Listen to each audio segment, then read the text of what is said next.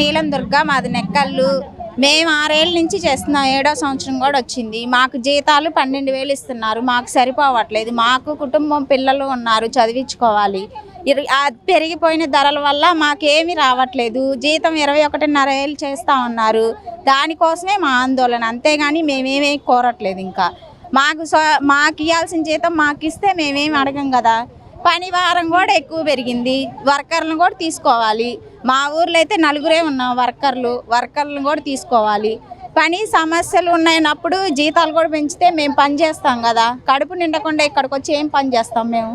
అదే మా కోరిక. ఇంకా పిఎఫ్ అవి మేమైతే తీసుకోలేదు, తీసుకోవాలి, అవి కూడా కావాలి. నేను అమరావతి రాజధాని పారిశుద్ధ కార్మికురాలను ఏర్లంకను మాట్లాడుతున్నాము.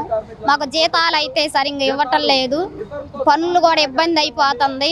జనాన్ని ఏమో చాలా మటుకు తగ్గించేశారు, జనం బాగోక కూడా ఆగిపోయారు. మాకు జీతాలు పెంచమని అడగటానికి వచ్చాము.